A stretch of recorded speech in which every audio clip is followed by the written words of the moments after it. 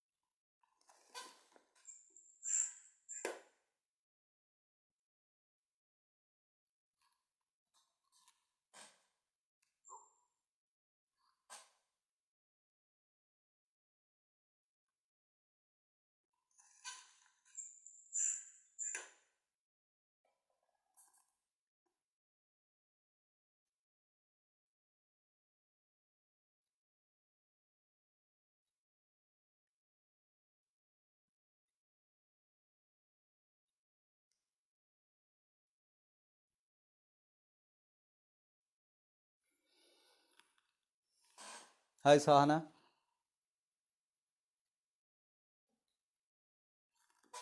Hey, Nandini. Welcome. Good afternoon.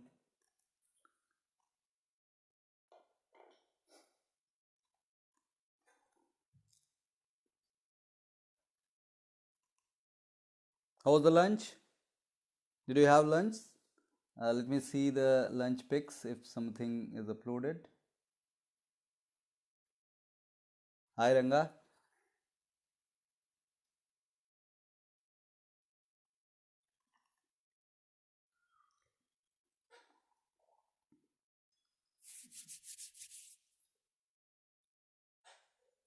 Okay. Sahana says, I feel hungry constantly.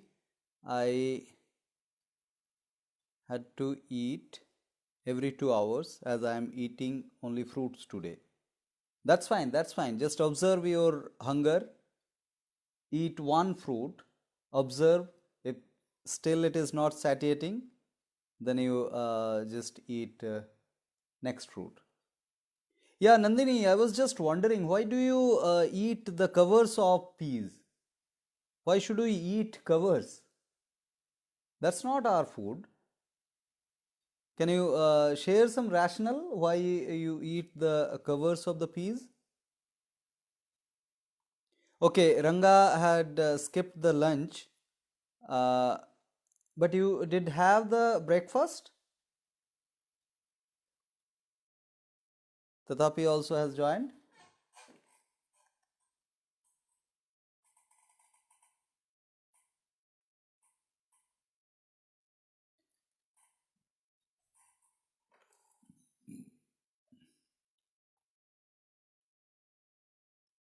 Vikrant had this besan bhakri, okay, for lunch. So you failed the challenge.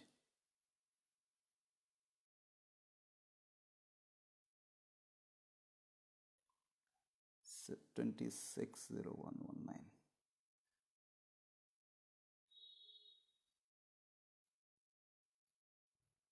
But you had to steam to eat, you said, right? So is it like I've never tried it, but the covers are not our food in general, it's not tasty.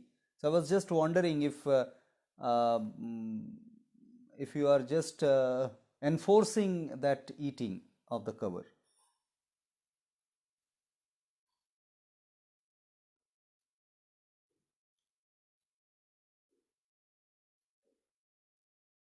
Right. So Ranga, you had the this thing breakfast, but you are skipping the lunch. But I'm sure you are not suppressing your hunger, right? So be aware that out of craze, you should not skip these regular meals.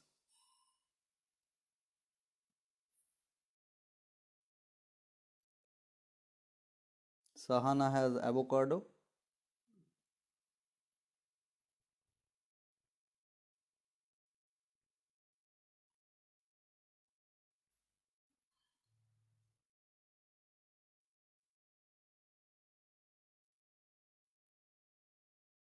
Okay, so just that, Nandini, I wanted to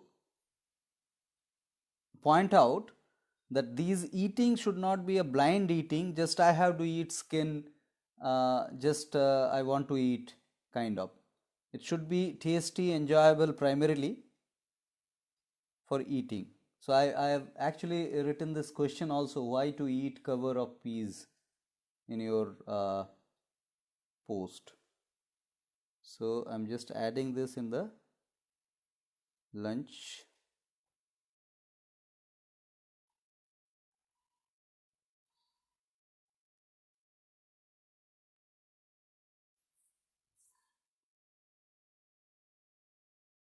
Okay, so Ranga assured that he has not suppressed the hunger. Good.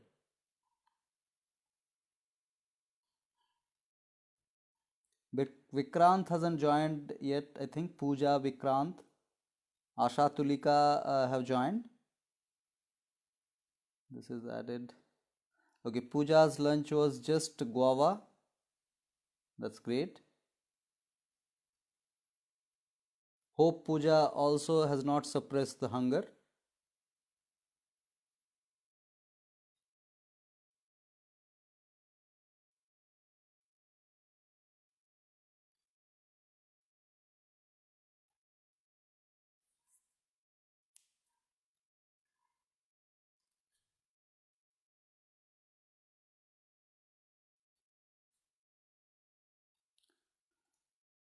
Tathapi had broken his fasting with Kinu.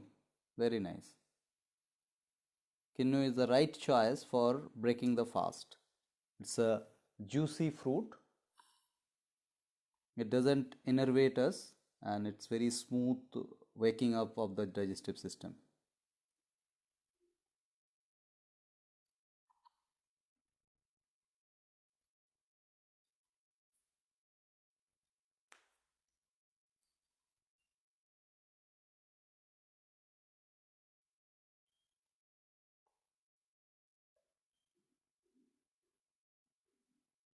These are added. So there is no new pick for lunch. Great, guys. So all are here. How many people are here? I need to check how many people are here.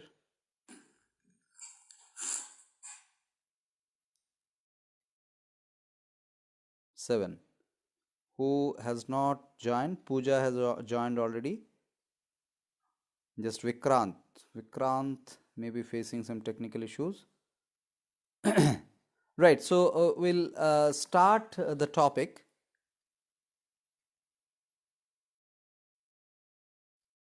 Tulika had bananas. So you can post your banana pics maybe later on. Now let's have our silence for 90 seconds now and then we'll have our session started.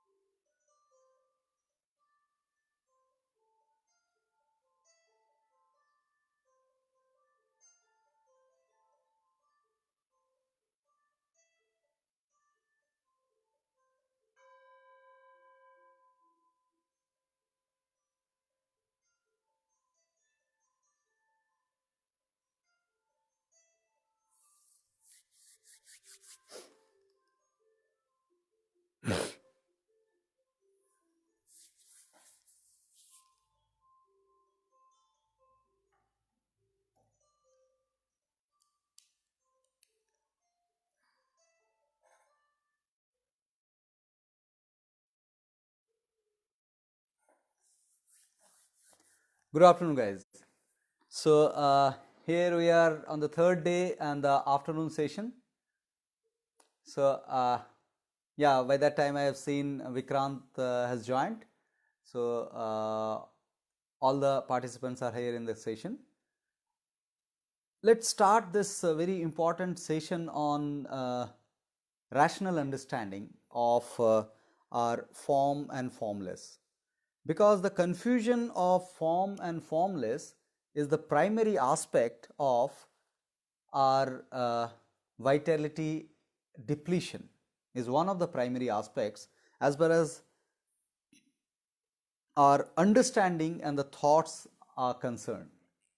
So, we'll dive little deeper into deciphering the form and formless, which we are trying since last 3 days, that we need to understand categorically what is form and what is formless and how to perceive these both without ignoring or neglecting the existence of both.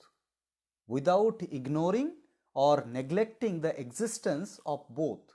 This is very important because in a blind route of materialism, if we neglect the existence or deny the existence of formless, then it is very robotic life that we lead. And in a blind route of idealism, if we neglect the existence of form, then we suffer our wellness, our physical health first. So, we need to bring a balance of both the aspects of form and formless to bring the optimum health for us. So, this is very important to identify the existence of both the ends, the form and the formless. And form is the foundation while the formless is major.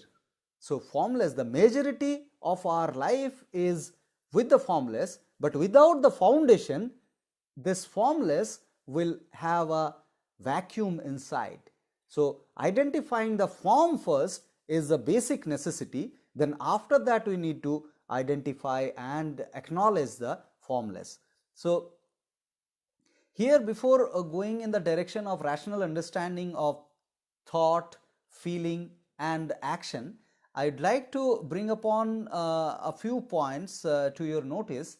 A few days back somebody asked about the dream, that why dream occurs and why specifically in the dream we see many things which you have not seen in our life.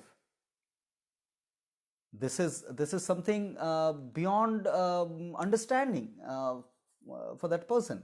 So let's try and understand how that happens.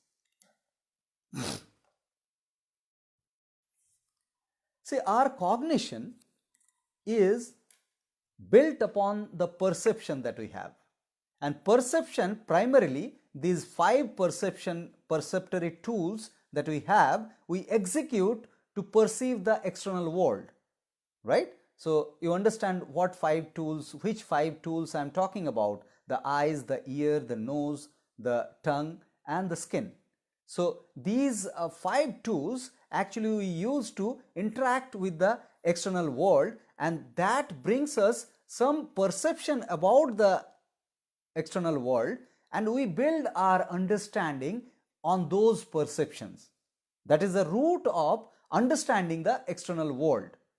Now let's try and understand how the conscious and beyond conscious portion works in these perception.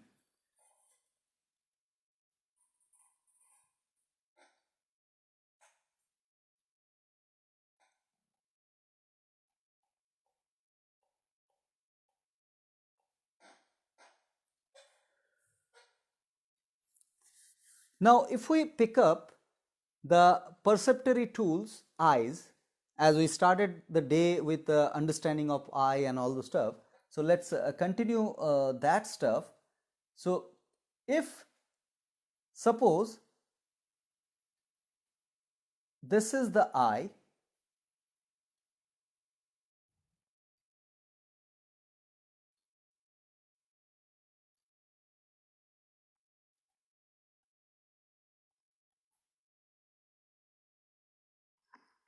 and this I is towards this side, we need to consider. Now this I has got a rotating capability towards these both the sides 180 degree. Now just think in a machine language, this I is a capturing tool. This I is a capturing tool, and this I can actually see all these area which is there in this 180 degree region. But you are looking at this box at this moment. Now this box is occupying your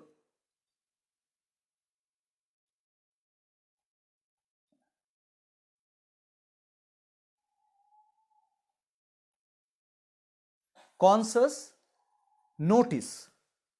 So you are seeing this area, you think that you are seeing this area, whereas the I is capturing the complete BAC area. This complete area is being seen by the I, but you are noticing this particular object here. But I is capturing the whole area, right? Now if you are seeing this only, if you think that you are seeing this area or this portion of the box or this box itself, then you are not capturing in your mind, the conscious mind, about this area, which is already captured in the beyond conscious portion. So let me show you the beyond conscious area here like this, and so beyond conscious area is capturing all this area, and the conscious area is capturing this area.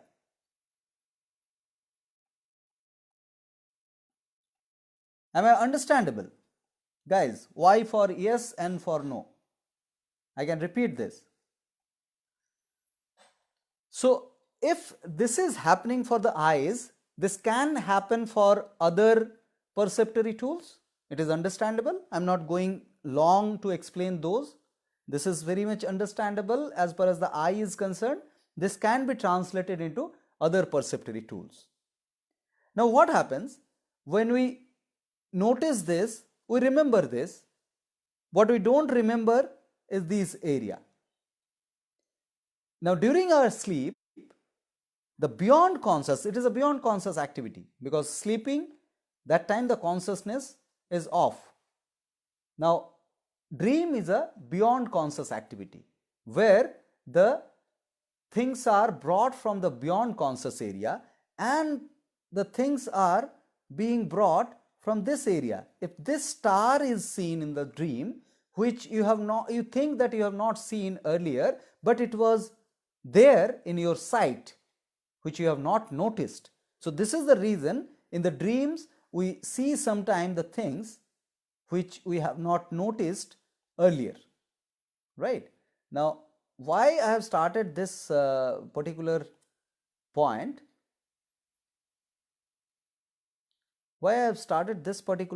is, see, this area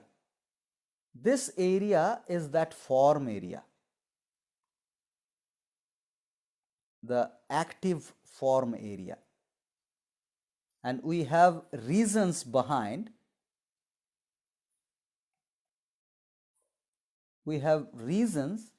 to look at this particular object at that point in time.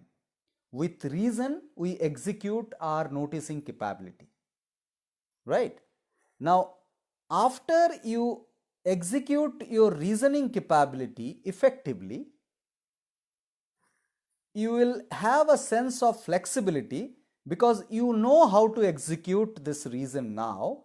Now, while noticing this, you will be able to notice the next objects also, which could be X, Y, Z, whatever. So while noticing A, you are actually noticing X and Y also. Now that thing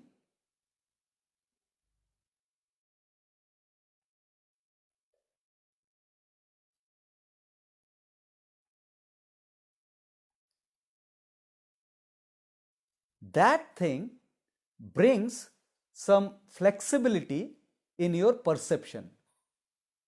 When you rationally execute your reasoning capability, you feel an expertise within, then you will have a flexibility to look around.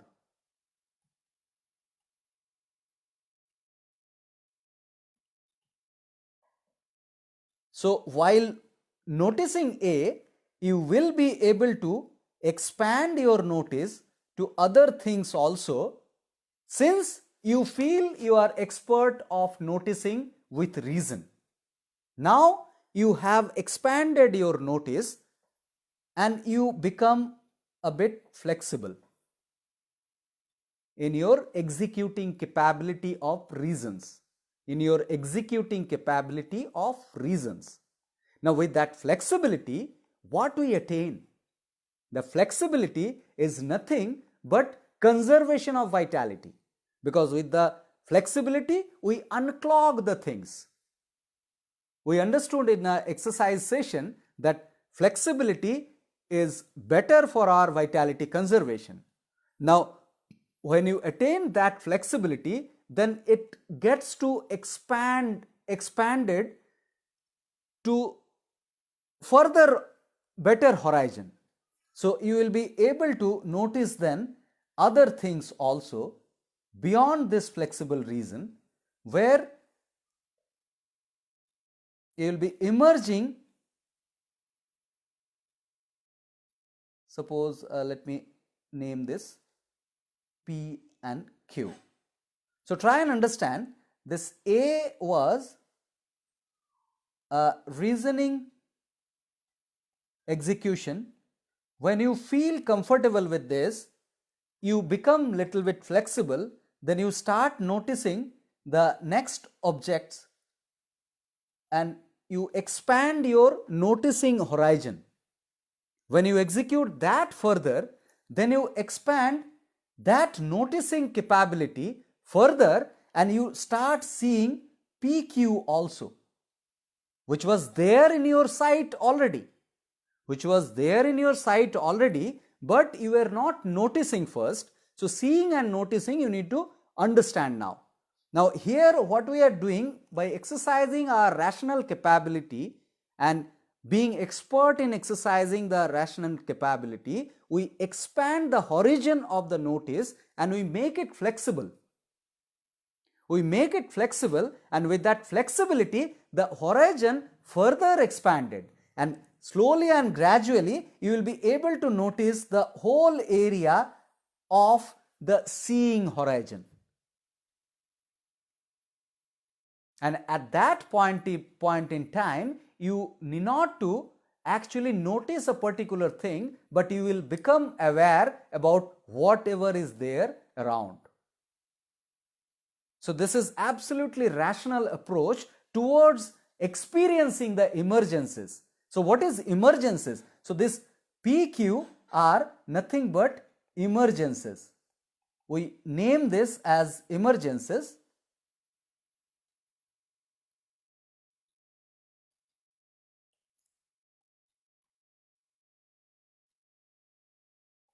Let's remove this also. So these are nothing but Emergencies. We define emergencies as appearance out of nowhere. But that's not the case. It was there earlier also. So all these P, Q, X, Y, all things were there in the horizon of our sight, but we were just noticing A initially. We were just noticing A because of that fixation of the reason. But when we feel comfortable about that execution, then we expand to X and Y also by executing our flexibility. And further, when we are comfortable with our flexibility, then we further expand our horizon, and that time we start seeing the PQ also, which were there earlier also. But now it is appearing as if. You were not noticing earlier, now you are noticing. So this all is the effect of the ultimate conservation of vitality in all aspects. So we have just picked up one perceptory exercise, but it's true for all the perceptions and all the activities that we do.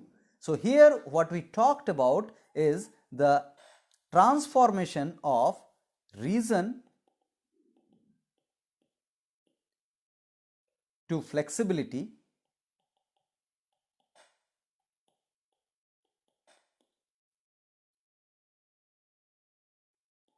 to emergence.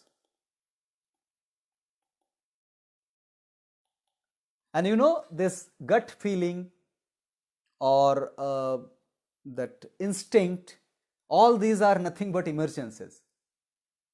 If these are experienced in a strategic way, then the gut feeling or instant knowing or instinct, everything is possible in this life when we do it very much methodically and strategically. Out of nowhere, nothing happens. Everything has got reason behind. There is a cause and effect behind everything. I see some questions here. Conserving vitality and a rational approach, that is taking care of form, causes emergencies to happen. Absolutely. Can you give an example, or is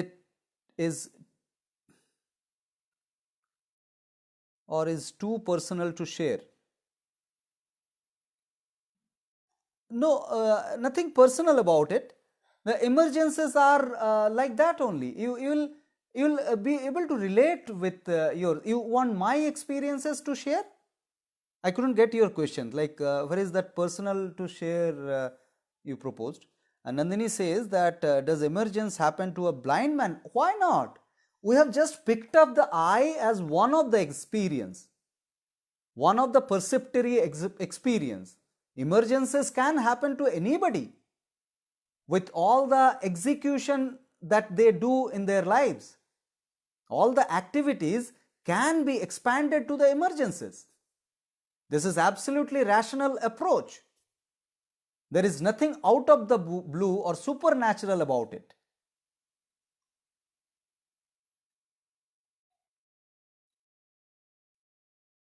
Yeah, so for example, suppose you enter into a room where 100 people are sitting. Now, in a normal low conserved vitality state, you will be able to notice 1, 2, 3, 5, 10 people and interact with them, relate with them. But in a higher state of conserved vitality, when you enter the room, immediately you will be able to connect with all the 100 people. Without noticing spatially, you will be able to notice everybody. This is one example. And this notice is not limited to the eye notice. This is just being in the room, you become aware of everything. With that lot of conserved vitality within. Or you develop a knack to relate instantly. Right? So this is one example and that can be,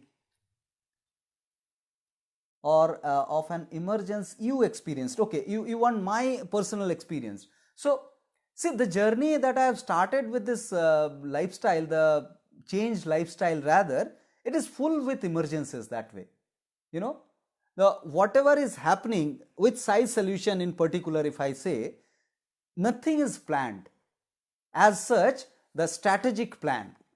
It is just openness and rational approach one by one with the understanding of emergence and identifying the emergence ongoing way. So this is just a syncing of conscious approach with the beyond conscious emergences, because emergences happen beyond conscious way, we tried to explain here.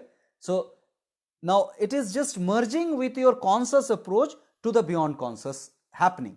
Beyond conscious are happening, just we identify or don't identify. If we identify, we enjoy. If we don't identify, this is there.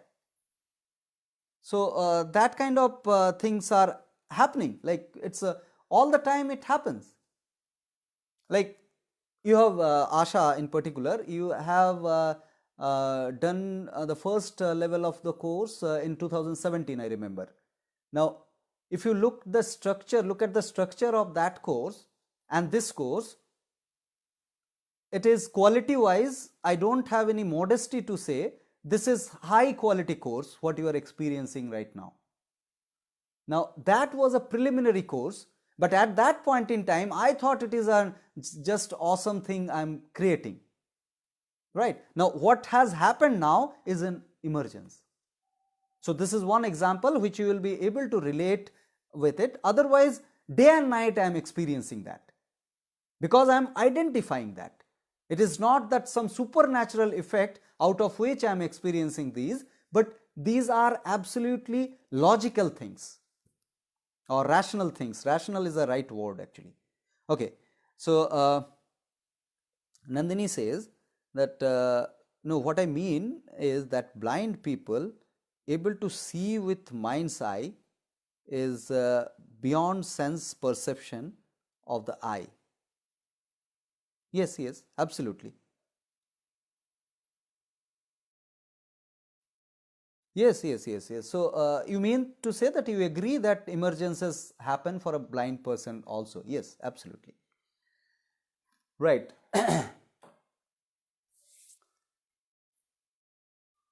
So now, are you able to relate with this reason flexibility with, you know, union and unison? Unison will be going deeper tomorrow, but somewhat you are able to understand, right? So these are correlated aspects, and under the lifespan framework we are experiencing the life, and we are trying to sync more and more with nature to experience the emergences further without negating the existence of reason.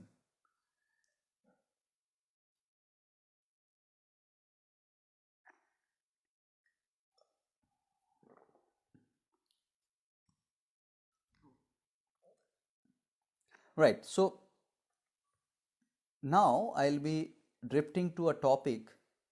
So these are not there in the notes. You can just note down for your understanding. Otherwise, this PDF is anyway is coming to you as a reference. Now it is a time to share with you a therapeutic approach. This is called rational, emotive,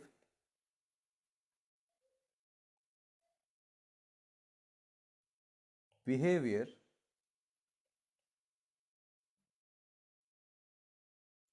therapy. So Dr. Albert Ellis is a person who coined this therapeutic approach.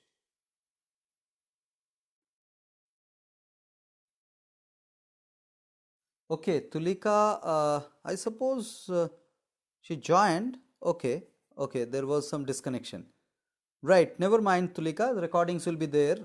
You can watch the recordings. But You are right on time for REBT. I am just starting the REBT conception because this is very much needful.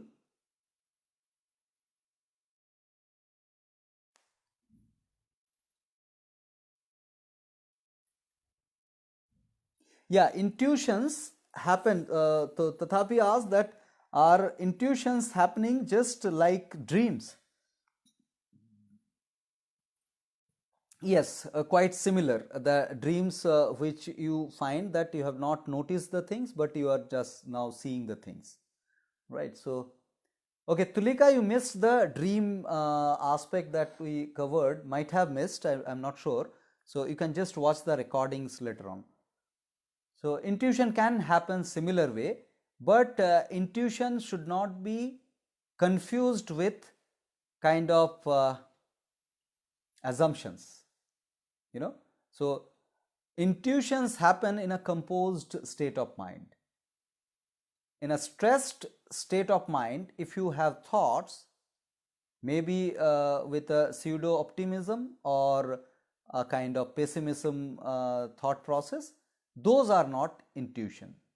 So the necessary condition for the intuition is the poised state of mind, when you feel a kind of detachment of the thoughts that are happening but amazingly happening. So when I say this, I repeat that a kind of detachment you need to experience with the intuition. So suppose you find that you are very intuitive about, for you Tathapi I am saying that you are going to appear for an exam and your intuition says that this is the question, this is the particular question which is going to come in the examination, right, in a poised state of mind. And that state of mind will tell you it doesn't matter which question comes because I am very much well prepared whatever the question comes. Then you go to the examination hall and you see the same question which came to your mind, that is happening, that is what is the emergence. And nobody can reason it out that this happened this way. The emergences are such. So here now I need to reiterate the conditions of dialectical or rational thinking. The conditions of dialectical and rational thinking, which is little beyond than the logical thinking. Now the first condition is you need to agree that the emergences happen. You need to agree that the emergences happen. This is the first and foremost condition. But the most important condition is the second condition, that you should not conclude emergences by giving attributions, that this emergences happened due to some supernatural effect. The moment you conclude this, you are limiting the possibilities, because you don't know, and we never know, we cannot know the tremendous possibilities of the emergences, because the emergences are happening from beyond conscious, and beyond conscious is this universe. So why to conclude the attributions, right? So don't conclude the emergences, but enjoy the emergences by acknowledging it. If you are in poised state, you will be having ample of emergencies within you. Now if you cannot explicitly share this logic, then don't share your emergencies which you are experiencing. Otherwise people will get actually confused, because people will say that these emergencies are something supernatural. This person must be super powerful person, he is having some extra capability to have those experiences. Now he becomes a messiah in front of you. Nobody is messiah here. We all have tremendous capability within. We all have the capability to experience the emergencies, right? So I see some questions.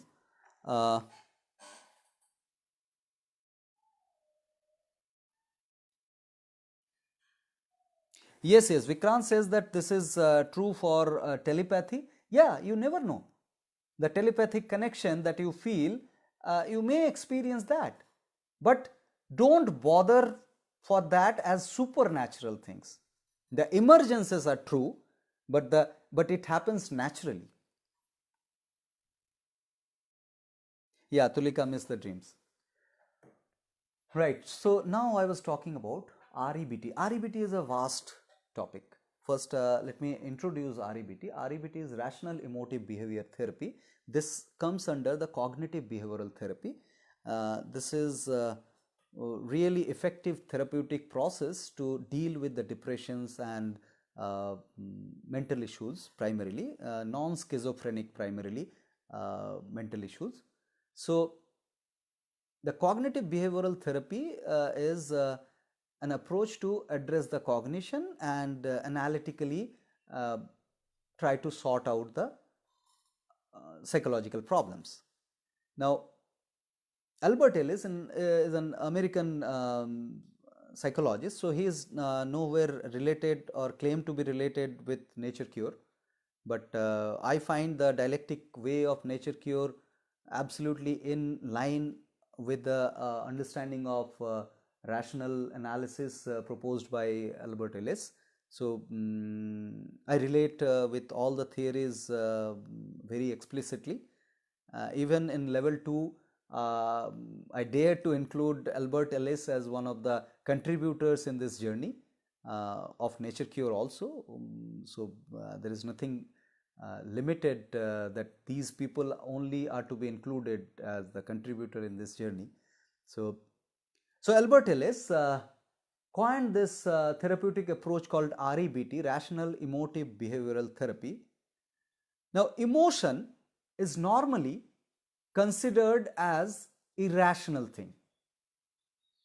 That if somebody is crying a lot, we consider that this person must be rational, which is partly true that crying a lot is an irrational activity, but crying is not an irrational activity. Crying a lot might be an irrational activity, but crying is a response, is a human response, is an organism response. So there is no problem in crying. So we need to identify these differences between irrational emotion and rational emotion. So Albert Ellis actually developed a framework to identify this difference between irrational emotion and the rational emotion. Now, this is a vast topic, definitely cannot be covered in half an hour, 1 hour time, but I picked up specific methods of addressing the irrational aspects of life called ABCDE method. ABCDE method. So that ABCDE method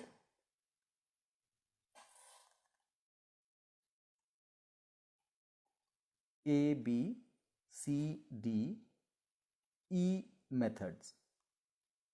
So please pay attention. If anybody needs any break or something, this is just 40 minutes we have passed.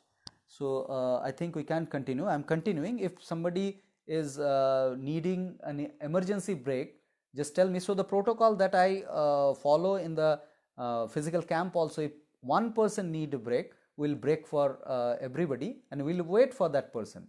So nobody should miss this live interactions. So the same goes here also in online. We'll have 2 minutes, 5 minutes break. Doesn't matter. We have ample of time in that term that the total day is left. So ABCDE method. This is very important to address your emotional issues. Now see the feelings, the emotions, the feelings that are triggered by our belief system. There is a belief system to back up that triggering of emotions. Am I right? And now all these psychological problems that we suffer from is triggered by some set of beliefs behind it.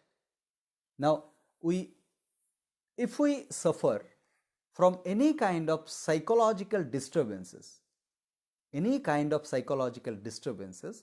the first step is identifying it, that this particular feeling or emotion is disturbing me. this particular feeling or emotion is disturbing me. This identifying is the first step.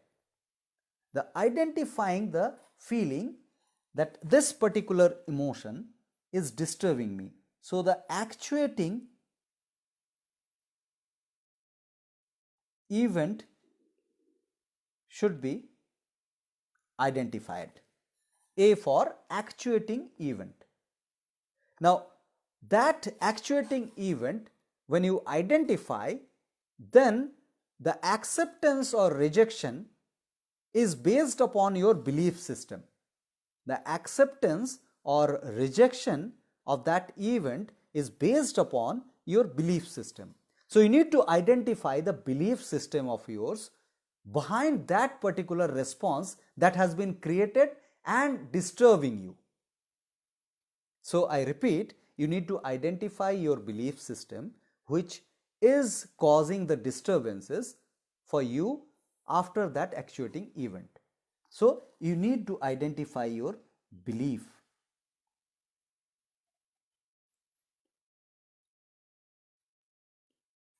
Now this belief, since it is disturbing, we can say that this is an irrational belief, because the disturbances happen. So I repeat, the crying is not the disturbance. Uncontrollably crying is the disturbance. Crying is sometimes releasing of the stress also, but uncontrollably crying is the disturbance. So you need to identify the disturbance first, the actuating event, then the belief behind it. I'll give the examples also. So if that is disturbing, then it must be an irrational belief. So we call IB, or irrational belief. If that is there, if you can identify that, then you will be able to correlate with the consequences that you are suffering. You will be able to correlate the consequences that you are suffering currently. So consequences to be identified. Now this ABC is clear cut, it is happening with you. That is why you are adopting this method. So ABC identification is very easy. A is actuating event, B is belief, and C is the consequence that you are suffering, that you are being disturbed. Now you need to target this particular thing, the irrational belief, the cause behind your consequence. The cause behind your consequence is that irrational belief. Now when you just focus on that irrational belief closely, you will find an opposite belief exists there. An opposite belief exists there. So you need to identify the opposite belief, which is a rational belief, by identifying this irrational belief. I will give you the examples also to understand clearly. Now just go with the flow and understand the framework first. Now with that rational belief, you need to disrupt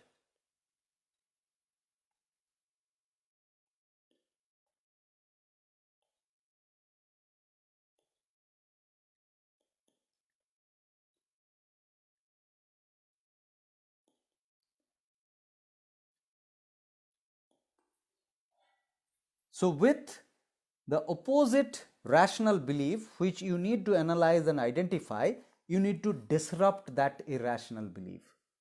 So this is the primary work that you have to do.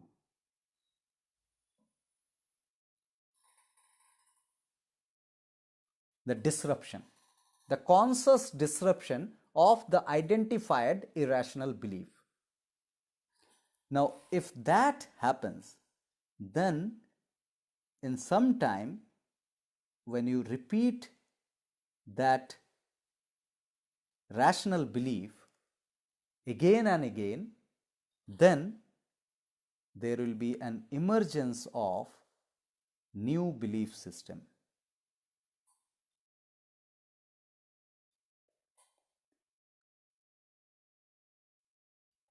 and which will soothe you, which will reduce the disturbances. Not necessarily that new belief system will be exactly the rational belief that you have identified, but you will be somewhere near that rational belief system, and it will soothe you, it will give you a solace from that disturbances. Now I'll give you an example. Suppose, okay, there is some question. We filter all events through our belief system. Yes, we filter all events through our belief system. That's correct, Asha.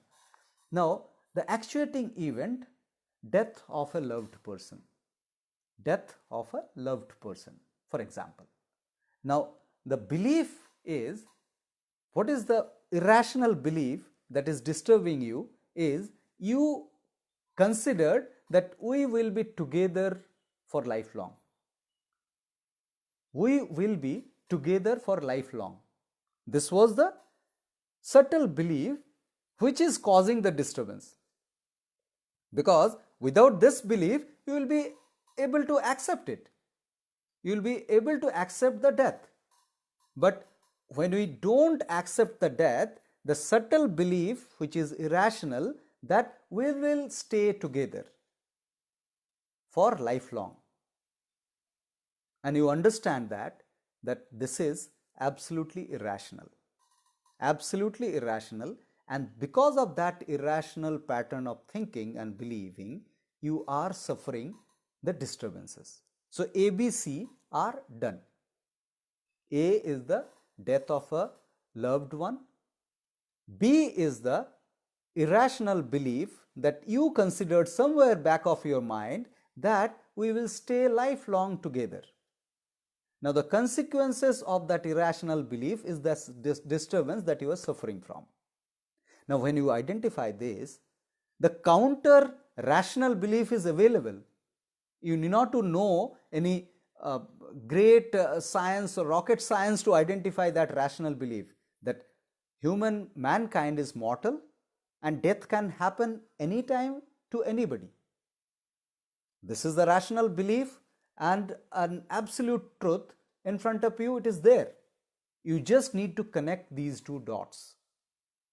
You just need to connect these two dots, that my irrational belief was such a foolish belief. Now, internally, you have to disrupt that irrational belief. Whenever that belief is coming, that time you need to put this disrupting rational belief that mankind is mortal and death can happen anytime to anybody. Mankind is mortal and death can happen anytime to anybody. When you repeat these within you, so both are two opposite poles. You are hitting together. Now, something rational will overpower. And then there will be an emergence. We were talking about the emergence. So this activity is absolutely rational, flexible, and expecting an emergence. And this is absolutely dialectically happen. The emergence will happen because you are actually fighting within yourself, and rightfully you are fighting, rationally you are fighting. Then the new belief system will emerge, and that will give you a solace. Right? So this is what is the A, B, C, D, E. Okay. There should be R also. Repeat. Right. Asha, I understand. So you are saying that there should be R for this repeat the disruption. So that disrupting will be possible if you repeat it. So this is not my method. ABCD method is a well-known method by Albert Ellis. So I'm just trying to explain it. Yeah, R can be added. Customized edition of R could be there. Absolutely. So 1, 2, 3, 4, 5. Is it understandable now?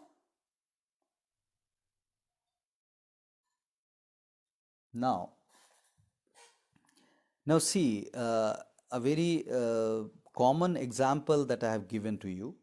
is the death of, maybe it's a very extreme example that I have given.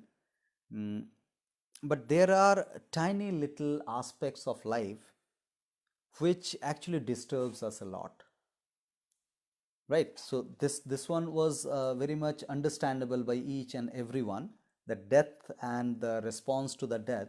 But there could be lot of disturbing aspects in our life which keep on disturbing us. And when we identify in this process, when we identify our belief which were subtle, then there could be some instances we will feel very low. We will feel very low that I did have this kind of belief. How could I have this kind of belief? So this was a kind of lovable aspect. But suppose a kind of criminal we are talking about who has raped somebody. Now that after raping, he or she, whoever, is disturbed too, and more disturbed than the victim, because victim is socially disturbed more than the other aspects. This person is internally devastated, actually internally devastated. Now when he employ this method, then he will find the perversive sexual understanding as the belief system, the perversive sexual understanding as the belief system. At that point in time, there will be chances of havoc guilt created within. And with that guilt, one can go to any extreme. So, without explaining another concept called USA, ABCD method is incomplete, because I request you all to exercise this with your all disturbances that you suffer from. And while doing this, you need not to disclose to anybody. You will find that lot of shameful beliefs are there within you, which you will feel ashamed of. If you see somebody is having that kind of belief, you will feel ashamed. And if you have that belief, then there will be a guilt definitely, right? So how to deal with that guilt is another aspect before employing this method ABCD, that is called USA.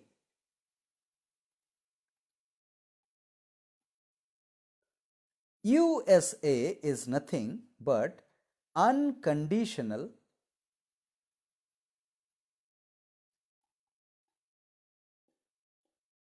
self acceptance.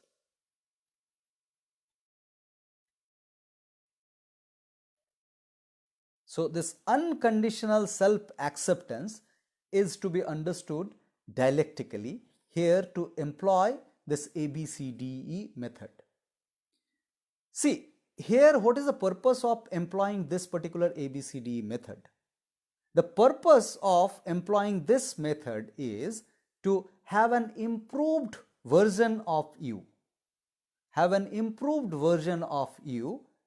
in future and in the present. So if you end up bringing another disturbances to clear out one disturbance, then the future you and the present you will continue to be disturbed. This understanding should be dialectically understood. That here I am sitting to clear the disturbances. Now the past me is a dead me for me. The past me is a dead me for me. Now I am a new me. Now if the new me is having a better belief, then I am a better person. And we are here to improve ourselves in this growth journey. So no matter how heinous belief system I had in the past, in the present I have a better rational belief system. That's the best part of it. And without identifying this, I will not be able to emerge to a better person. So this repetition of USA is very much important, that yes, I was that person, but what is the fun of not identifying it, and what is the fun of staying in that person also, right? So on a lighter note, actually I used to drink that Diet Coke a lot. Diet Coke, you know, that aspartame based Coca-Cola, that cans come. So there used to be a kind of untold norm at our home, that the Diet Coke can, the crate of the Diet Coke can should be kept one sealed always. So if one crate is opened, then another sealed crate should be there. So per day I used to drink 5-6 cans sometime. So now when I look at that me from now, at this present me, nobody can compel me to drink a sip of Coke as on date, right now. Now that me is a shameful me for me. So if I live in that past, then I'll be feeling guilt only, that what did I do? What did I do? Like my mother used to say that when you used to drink that Coke, I stopped you a lot of time, but you did not listen. You never listened to anybody, so you did not listen to me. She still complains. So I jokingly tell her that you have not explained the reason, and without reason I don't accept anything. I was very fine with that set of reasons that used to be given in the advertisements, that it will not increase your diabetic level, sugar level. So I was diabetic at that time. I was termed diabetic at that time. So so this is what, you know, the past me could be anything, but what matters is the present me. And this unconditional self acceptance is the primary requirement before employing the rational analysis and addressing the disturbing emotions. With that, I'll conclude this rational emotive behavioral therapy session on this. So this session is recorded, as you know, and this notes also will be provided with you. And so if you have noted down, that's appreciable. Otherwise, these notes can be read again. Right. So with this, I'll conclude this particular session. We'll have a 5-7 minutes break, bio break. It's a half an hour. This 1 hour actually. 2:30 is started. It's 3:32. So yeah, there is some question. Let me.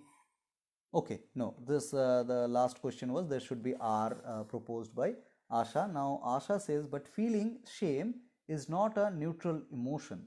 Yeah, so feeling shame, I mean to say that the difference, identification of the difference of the belief system.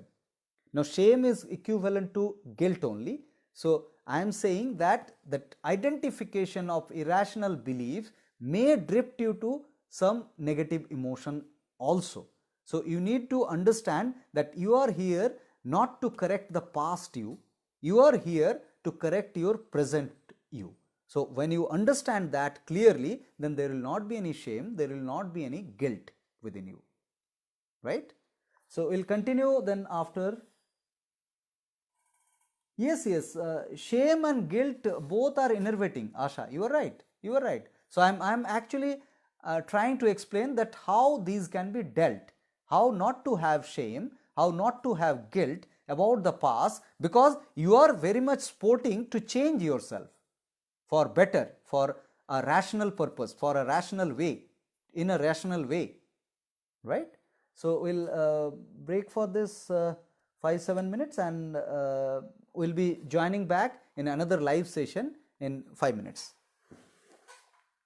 So try to refresh the Facebook if you are not getting the notification, because on the same group again a live class will be appearing, and as you are joining all the time, so please join, right?